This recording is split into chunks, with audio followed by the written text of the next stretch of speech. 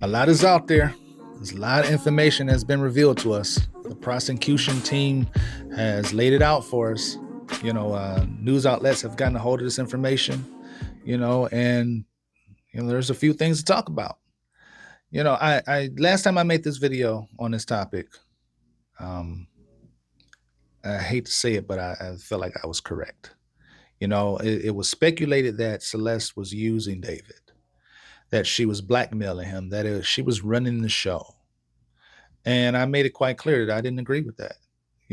Because obviously, if you really think about relationships, even though their relationship was very inappropriate, right? Um, it's not uncommon for a relationship to fall apart based on arguments and disagreements and dislikes, needs and wants between the two parties. And I think what happened was he spent her so much from all that time they had spent together, into a place where she was convinced that they were going to be together for the long haul, that she had fell in love with him and he had fell in love with her. I think at least that was her mindset.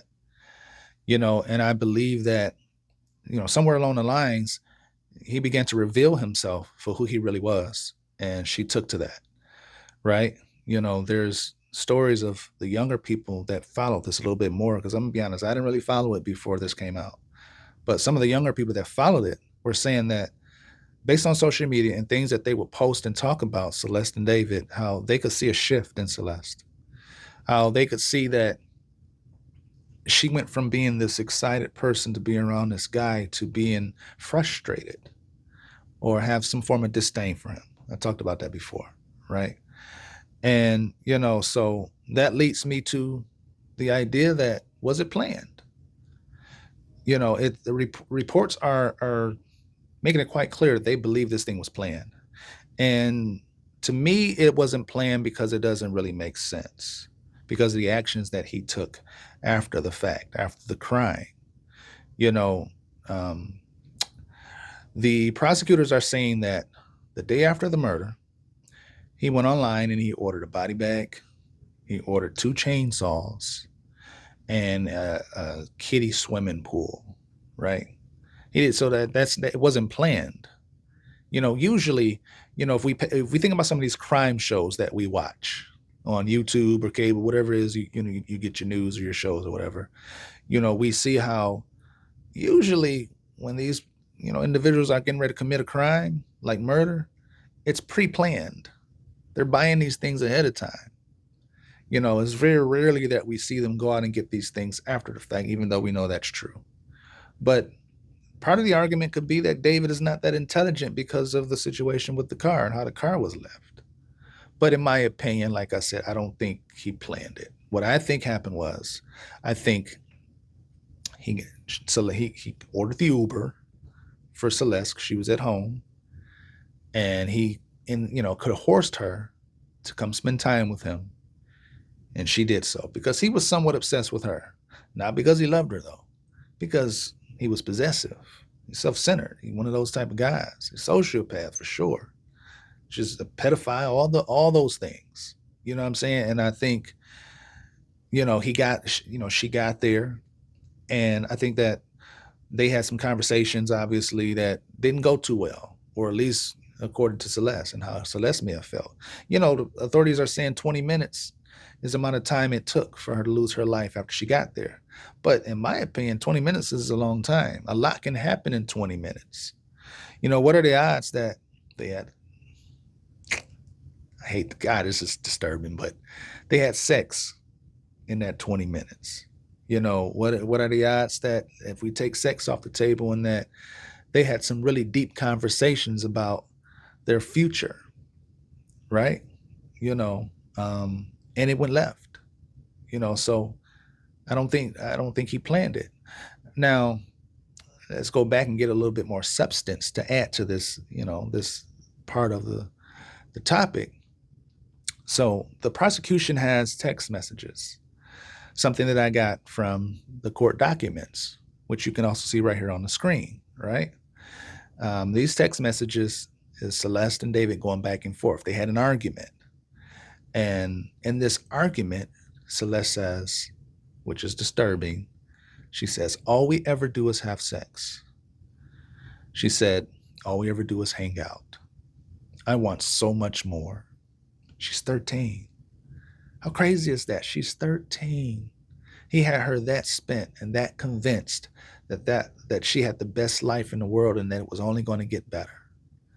You know, now part of the speculation, which is what I said before in my last video, what I believe happened, or may have happened anyway. She was frustrated that he was messing with other girls.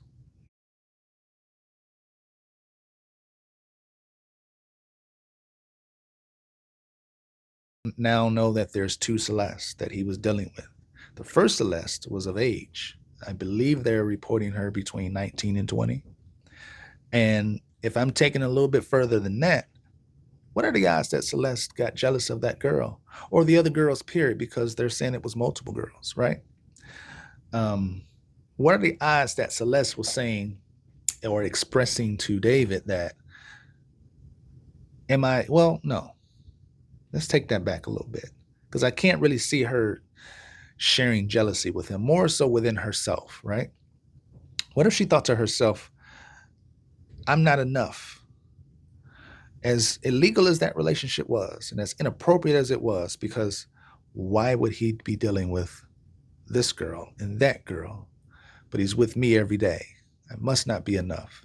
And I think that rubbed her the wrong way. I mean, let's really think about 13 for a second. How many of us, I mean, male or female, at 13 was thinking about who we wanted to settle down with and start a family with? Like at 13, in that moment. I'm not talking about in the future because we've all thought of it, but in that moment, at some point during, 13 years of age, right? How disturbing is that? But like I said, I digress. She I think she got to his home and they had some discussions about those things she talked about in those messages. And he didn't follow through and he didn't say the things that she wanted to hear. I talked about how in another video, women are different. You guys' emotions stick to you like glue, especially a 13-year-old with fresh puberty. We sometimes, with adults in relationships, we see a lot of things we don't mean, right? Women, you guys, if we have hurt you or upset you, you want us to feel the same but worse. And you try to hit us where it hurts. You focus on the things that hurt. His career, David's career, meant everything to him, I'm sure. And Celeste knew that, I'm sure. Just like Celeste knew what the other people knew, other kids knew. And I think whether she meant it or not, she freaked him out when she threatened him with exposing their relationship and everything that goes along with it. I think he didn't know how to handle that. And I think like let's even the CP in his phone, the 40 terabytes of information. So prosecutors are alleging, well, they're saying, they're not just alleging, but they're saying that part of what's in his phone is her. Very inappropriate photographs and videos, and then with the added text messages that we haven't quite seen yet of them having back and forths and sending each other pictures and things like that. That's a lot of what they have. I think she was just, gosh, it's a trip. But I think she was just going along with whatever he wanted because he had already given her this idea of this lifestyle that he wanted to convince her that they would have until she got to a point where she realized it, differently, right? There's talks of, in these messages, of abortion, right?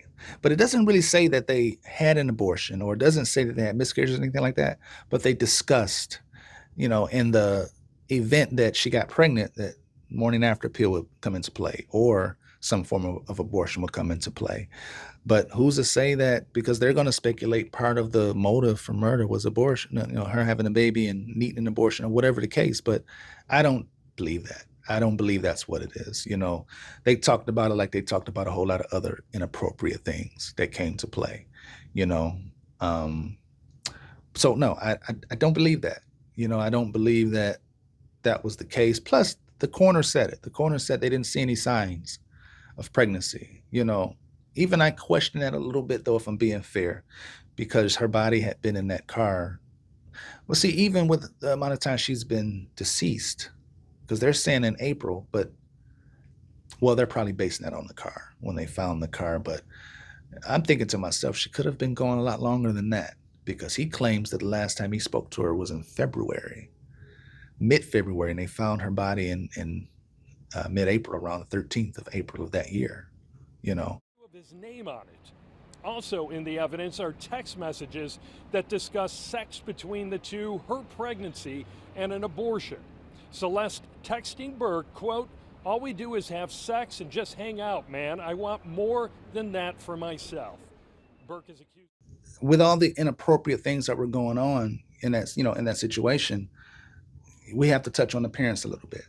It's said that the parents were not doing more, or they were not being held liable for the situation. I said it before. I don't think there's enough information out there to really draw any conclusions, any fair conclusions. You know what I mean? Because like I said, I do believe that he had her spent in a way where she was gonna be with this guy, and there's not much of anything they could say to her. She was considered a habitual runaway, when in reality, she was with him the whole time. And it was her running away, but at the same time, it was really her being determined to be with this guy. He took her on, like I said, he took her on vacations, which is crazy. Took her overseas, which is crazy. Las Vegas, which is even more crazy, on top of everything else. You know what I'm saying? And I don't think she was disruptive. I just think by nature, I think she became disruptive because the parents, were not having it. You know, going back to the topic about the paper bag, the burner phone, and $1,000 that he paid a kid to give her. If we backtrack a little bit, um, somehow the parents, when they got in touch with his management team, which I'm not quite sure how that happened, but they somehow found the information to his management team and relayed a message to him saying, "Hey, we know you have her. We know she's there. We want her home. And by the way, did you know she was only 13?" And mysteriously, as stated before, she ends up at his home the next day. But that was before the burner and $1,000. So touching on that a little bit, he knew. Like I said, with the parents, people are blaming the parents and saying that they knew, but did they really know as much as being speculated? In fairness, did they really know as much? I find it hard to believe, and like I said, I gotta follow evidence, and I gotta follow what we know so far. And based on the court documents from the prosecution team, they did try. It's also being mentioned that now, that they were working with the authorities, and authorities were investigating him way earlier than that because of the missing persons report. And I don't believe that they had his information. I don't think they had an address. Like I said before, I don't think they even had a solid phone number. If we're going, if we're talking about that, I think they could only give the authorities what they had. Now, like I said before, I would have done more, me personally, but do it. But still, is it fair to blame them and say otherwise? Because I'm not them and they're not me. I would have handled it differently, like I said before. But like I said, my thing is, the parents, I think they were probably possibly doing the most that they could. But we got to wait for the court proceedings to get started. We got to wait until more information coming out. Even with all the information that's out right now, and the information that we've been able to see based on court documents, there's still a lot of information out there based on speculation on what people think. Even though I was correct about her not using him, it was more so that she had been manipulated into believing it was love when it wasn't. You know, um, did he plan it? Like I said, he bought that material, and then I mentioned he bought a burn cage. So he set up all night trying to figure out the best way to get rid of this to cover his tracks. Um, that's a clue right there if you really think about it, because usually you think about those things beforehand. I just feel like he freaked out. I think she threatened him. I think she's threatened to expose him because, like I said before, her feelings were hurt. She wanted to hit him where it hurt. She knew his career was the most important thing to him, and she knew that was sting. And she also knew he would go to jail. And I think that it was something within that conversation that pushed his button and he snapped. As sad as it is, and as much as I hate to say that she died, he snapped. And I think that's when it happened. Obviously, like I said, the popular topic right now was that it was planned from start to finish because she had already made those threats and accusations. But who's to say that they hadn't already had those discussions beforehand? He kept bringing her back. He exposed himself to her classmates. He exposed himself to his staff or management or whoever it was because they knew and they didn't say anything. His brother knew. We talked about that a little bit. The parents knew only because they found out because they were in communication with her. She had been home back and forth a few times. Celeste was a little feisty. We for those of us that have seen that video of her arguing with her parents' neighbors, her going back and forth with them, she was a little feisty. Right there, I'll tell you where they're. Footage of Celeste Rivas having an argument with neighbors months after she went missing. Let me talk real quick, okay? You gonna let me talk? I ain't gonna let you talk. No, you ain't gonna let me talk. Why you not gonna let me talk? You tripping. I ain't tripping. Nah, you tripping. How about you ain't tripping? You gonna let a woman talk? Alright, I'm not gonna let your woman talk. Ain't nobody black right here, homie. We're Southsiders right here, homie.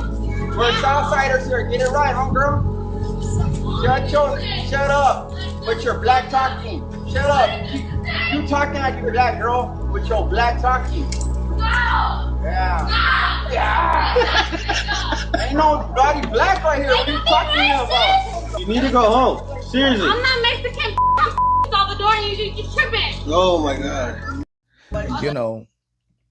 One of the other sad things about the story is that the toxicology report says that she had drugs in her system, illegal drugs, and in my opinion, she got it from David, who had she been spending her time with over those past 2 years with David. Now that I say that, let's think about that for a second, right? Because I said 20 minutes is still enough time for things to happen. The toxicology report says that she had ecstasy in her system. And those of you that are a little bit familiar with ecstasy, that's considered a sexual stimulant, and anything that you take and you have in your system, it passes through you within a few days. But Celeste was back home, so it had been a little bit longer because there's reports that they had broken up a couple of times and then she would go back. So, like I said, a lot of stuff have happened in those 20 minutes. And I think that possibly she still saw through his BS. What are the odds that that's what he called her over there for? And she gave in like she usually would do, but instantly, came back to reality that this is still a game because this is all you wanted. Like I said, and he lost that control, so, I'm going to deviate just a little bit here because this is important. I'm not a Metro PCS, person trying to get paid, but I would love to, but that's another story. But anyway, so let's touch on this a little bit because this is important, right? Social media is a treasure trove of information and news and negativity and gossip and all those things, and our kids are exposed to this, right? They are exposed to this on a daily basis. As before stated, that he met her at 11 years old in one of those online chat rooms. It was one thing when I was coming up. It wasn't such a big deal, but technology has advanced so much that chat rooms have become live, and video and all these different things that are not possible, which these kids have access to, and I think David targeted her. If he did anything, in terms of planning, I think he targeted her because they're saying that they were friends first and they hit it off so well from 11 to 13 that eventually became a relationship at 13. I think he targeted. Now that I do believe he targeted her, but it prompts me, in a sense that we've got to pay a little bit more attention, whether it's our children or those that, we have guardianship over or whatever have you, because they're exposed to so much. We can all remember being that young and not sharing everything with mom or with dad or with grandma or uncle and auntie. And some things we kept private. You know, I think we have to be a little nosy. I think we have to pay a little bit more attention to what our kids are doing. We got to be aggressive, but not be aggressive. We got to be aggressive in a way that shows our love for our children versus it's my way or no way, which I do agree with, but at the same time, I think kids are little adults. That's what I call them. I don't think kids are stupid. I just think they need to be, I think they're misunderstood sometimes. And I think we have to give them space to express who they are. Even though I'm not saying not to be a parent, you still got to be a parent and set ground rules. But, you know, because how could this have been prevented if they didn't really know what she was up to? If they didn't really know who she was speaking with, and if Celeste didn't really know who she was speaking with, she thought this guy was a nice person, regardless of the matter. But even though he wasn't, when she ended up in this situation, um, I think that guy, he's right where he needs to be. He cooked. He's definitely not getting away because, like I said, the child porn or CP for code words, they'll get him on that alone if they can't prove anything else. But like I said, it's coming out. So much more information is coming out that he's definitely cooked. His goose is done for, you know. Um, so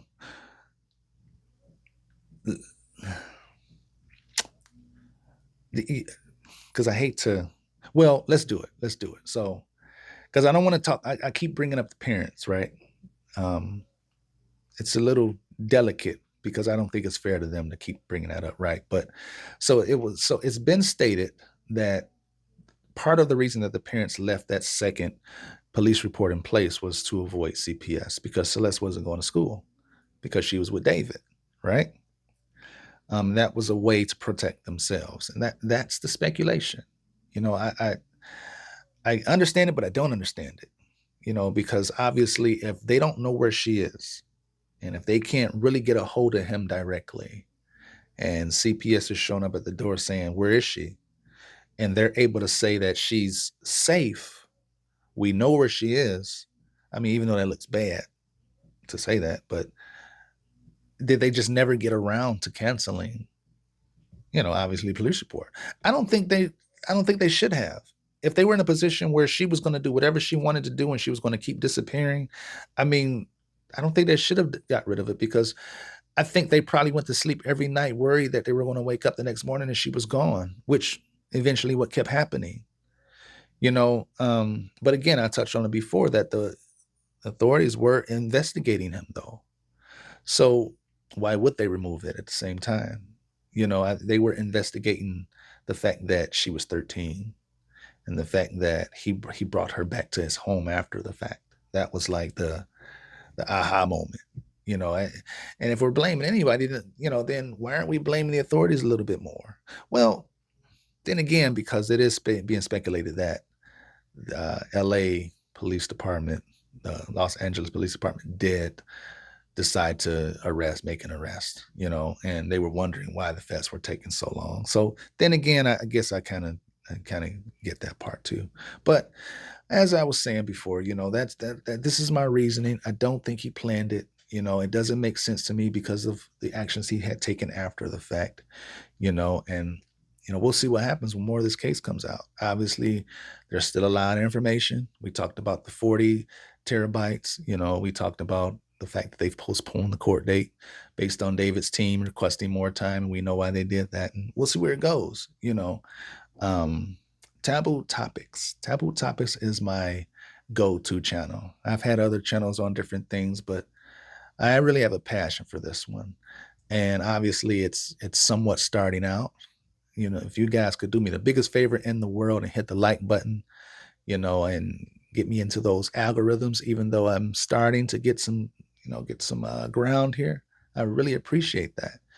This is one of them topics that I definitely want to touch on. It's triggering, but it's sad at the same time, but it's also what's trending, and even though it's tough that this is the trending topic, I feel for that young lady. I feel for her family. But these are things that people want to, know about. And at the same time, I don't think it's a bad thing because it's a way to also bring awareness for parents with children, girls and boys, to have serious conversations about what they're doing on their devices and conversations they're having with their friends. So at the same time, I don't think it's a terribly bad thing either. But again, let's keep the topic going. We'll touch on this as things continue. This is your boy Cass with Taboo Topics. Peace. So update, right, on this case. So I found out that I actually misspoke on a particular detail in this case. If you guys remember when I said that somehow the parents got a hold of David's management team's email to contact him to let them know that obviously that they knew where she was and that they wanted her home. In the same statement that they had mentioned to him that she was underage and she was 13. So I thought it was the parents that actually sent that email. So what I found out was, as stated before, that she was labeled as a habitual runaway. Habitually just meaning that she was coming and going. Early on, the parents just didn't know who she was with. But during her trips of going back and forth, it came out to the parents that that's where she was going and that's where she had been. And she was obviously defying her parents and going back and forth.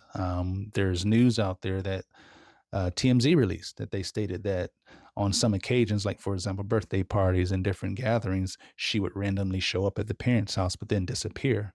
At some point after that, the parents went to the authorities and filed a missing persons report because they didn't know where she was, just the fact that she had been running away. So I found out that on one of those occasions that she ran away, they got a hold of her cell phone and they took away her cell phone. And when they took away her cell phone, of course, she had no means of communicating with David. And hence the situation where David ends up at the school with a bag of cash and he's paying off one of her classmates to give her a burner phone so he can stay in touch with her. Now, the news on that is still a little sketchy on the order of that. But if I have to give my input on what I think happened in that situation, so come to find out, in reality, the authorities are the ones that sent the email because the parents, after she had disappeared a second time, which I think was the time after David showed up at the school, they took that cell phone and gave it to the authorities. And the authorities analyzed the phone, which brings me to the mishap that I made about them, because in actuality, so what happened was the authorities went through her phone and found the email address and contacted David's management staff with the intent to contact David. And then the messages were left and they explained to them that, hey, look, the parents are looking for her. We know she's there with you. And the parents want her home and they missed their daughter. And also, did you know that she was 13? And again, I spoke before, I said, ironically, Celeste ends up at the doorstep the very next day. So he's definitely in a position where he can't deny he didn't know, even though it's now in court documents that he's claiming that he didn't know. He didn't know how old she was, that she had told everyone she was 19 years of age, when in reality, he really knew. I mean, the authorities have the evidence. They've got the proof. I mean, the fact that he's pushing that, I mean, he can kick rocks with that.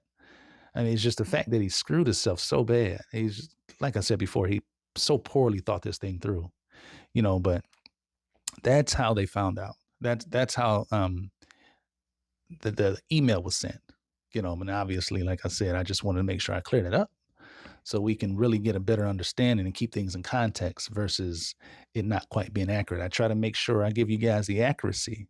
And of course, if I'm not sure, I'll say, hey, I'm not quite sure, but this is my take on it, my personal opinion.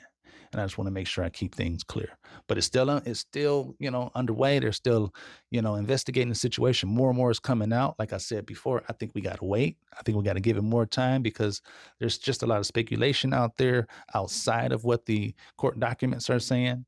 And we got to be careful.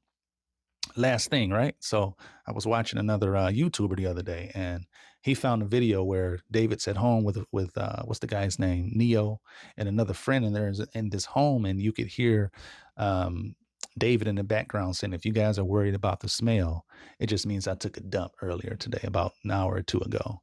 And then they're in the background joking about taking a dump in the background. And this YouTuber is saying in his opinion, he's like, is it possible that that smell was, you know, from the young lady? You know, I think that's pushing it a bit. If I'm being honest, if I'm being real, I don't really think that that was really her remains, if it makes sense. And I say that just because the argument is he volunteered the information.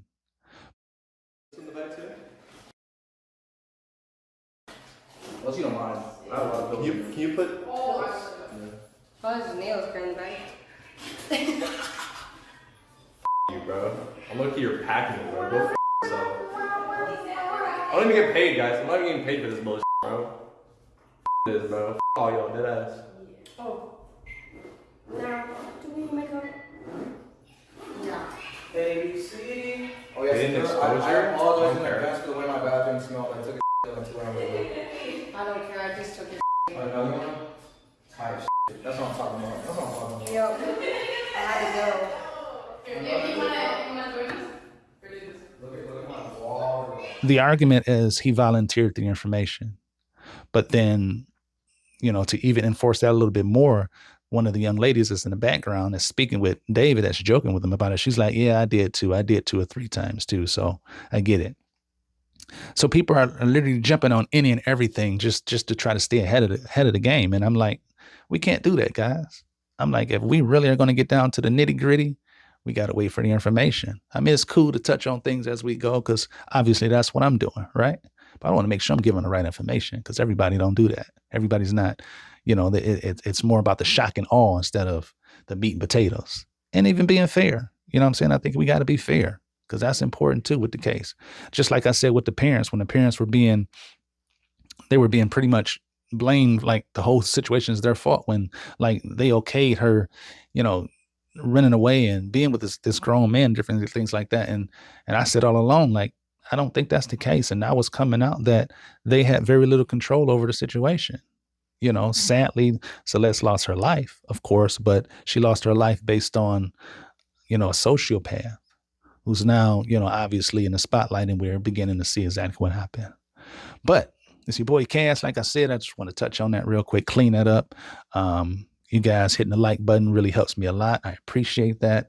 And leave me some comments in the section. We'll talk about it some more. It's your boy Cass. Peace.